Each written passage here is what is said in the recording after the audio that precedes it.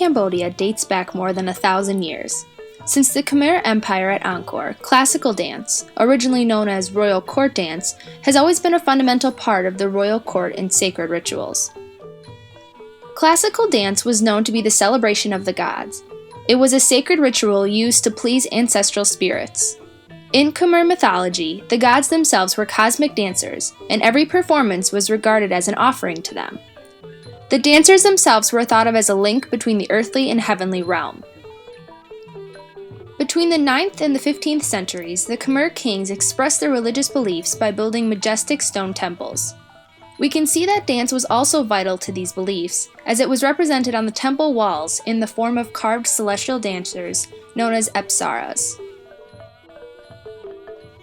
The Angkor Wat alone supposedly depicts 1,787 apsaras. How these dances began and through what external influences was not recorded. But early indigenous forms of dance in Cambodia incorporated animistic worship practices that had been previously present in the region. It is believed that these animistic worship practices may have been intertwined with certain practices of Hinduism, and it was from the influence of both beliefs that Cambodian sacred dance evolved. Because of Cambodia's violent history at times, Cambodian dance was threatened with extinction, yet it never completely died. It came close to extinction in the 15th century when the Siamese overtook the Khmer Empire. When Angkor fell, King Angdong, along with his artisans, Brahmins, and his troupe of royal court dancers were taken captive to Siam. Royal court dance managed to survive into the early 20th century, where King Angdong's son, King Sisowath, brought royal court dance back to popularity when he took rule of Cambodia in 1904. After World War II, under Queen Kasomak, Cambodian classical dance underwent a renaissance. She reformed royal dance with costumes inspired by Apsara statues in the ancient Angkor temple carvings. Her granddaughter, Princess Bopa Devi, became the prima ballerina of the Cambodian Royal Ballet.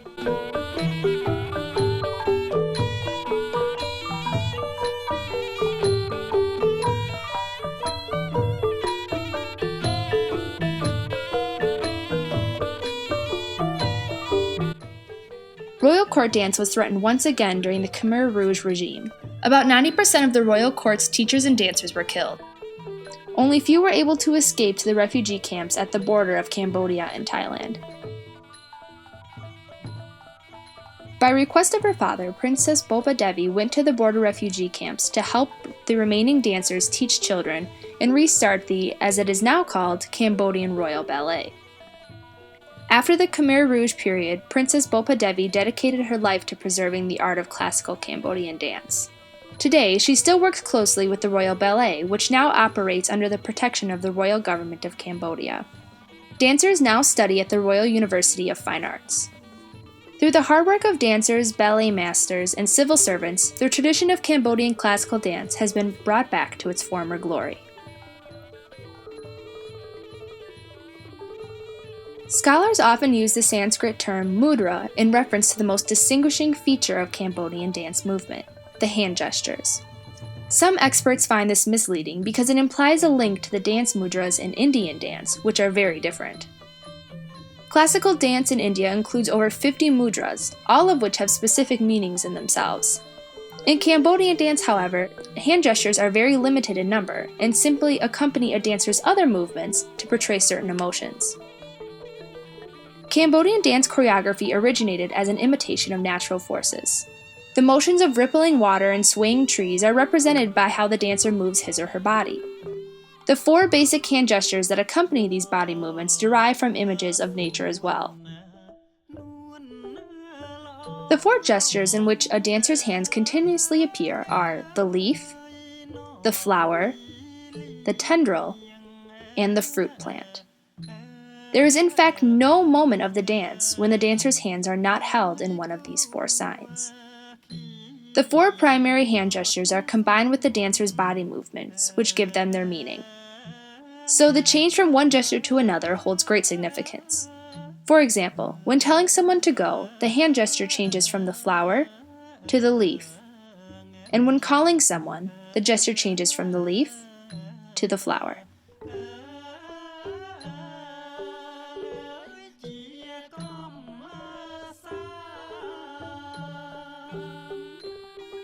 Emotions are one of the most significant parts of Cambodian dance. It is through the emotions that the dancers tell the story. Combat is considered a significant emotion in Cambodian dance. Of course, combat itself is not technically an emotion, but the word is used to suggest the feelings of hostility and aggression which express the essence of conflict in a scene.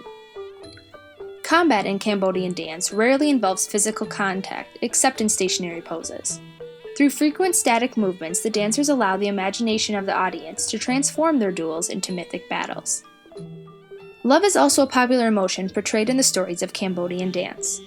Love is either portrayed as blissful, such as in the case of Ram and Sita, or it takes the form of seduction, usually included in stories of combat.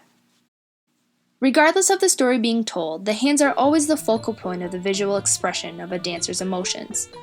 For example, in Cambodian dance, the dancer's smile remains masked and mysteriously half present. When the role specifically requires a smile, however, it is indicated by holding the left hand in the flower gesture just below the chin.